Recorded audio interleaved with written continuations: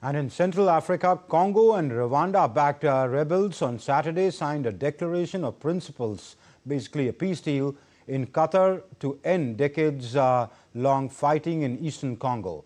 The declaration commits a permanent ceasefire and a comprehensive peace agreement within 1 month. The agreement follows a separate Congolese-Rwandan peace deal signed in Washington, D.C. last month. It is the first direct commitment by both Congo and the rebels since they seized two key cities in eastern Congo in a major advance.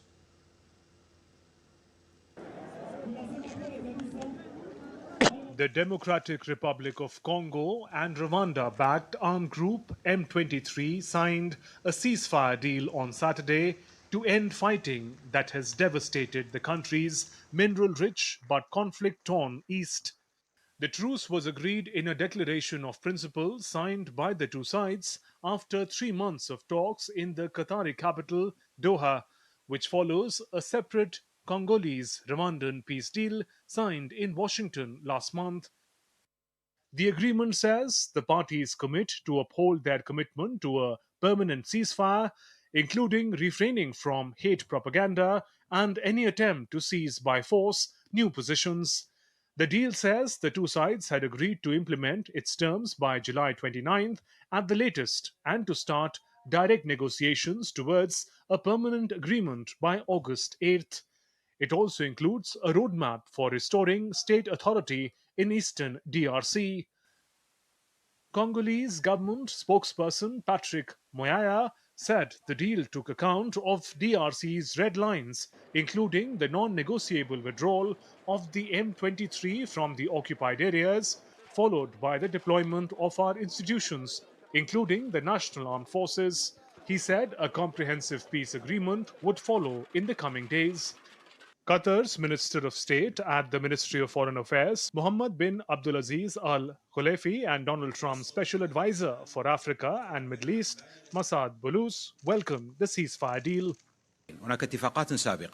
This declaration not only represents a commitment to stop the violence, but also constitutes a pivotal step and a practical roadmap towards national reconciliation.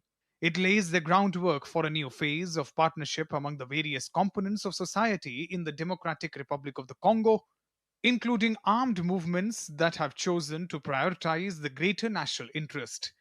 It also opens the way for an effective role for the international community to support peace building efforts and promote sustainable development in conflict affected areas.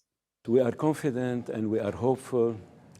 As indicated earlier this morning, I had very fruitful discussions this week with both Presidents Tshisekedi and President Kagame, and I really would like to thank them for their full commitment. They have both shown full commitment towards this peace, towards this process, towards ending this conflict peacefully, and towards the prosperity of the region. The African Union hailed the New Deal as a significant development.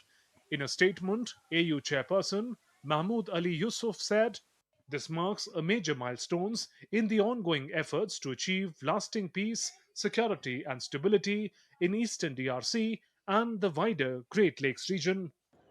Backed by neighboring Rwanda, the M23 is the most prominent of more than 100 armed groups fighting for control in Congo's mineral-rich east. It seized vast swaths of mineral-rich territory in eastern DRC and captured the key provincial capitals of Goma and Bukavu in a lightning offensive in January and February this year. Thousands were killed in this offensive.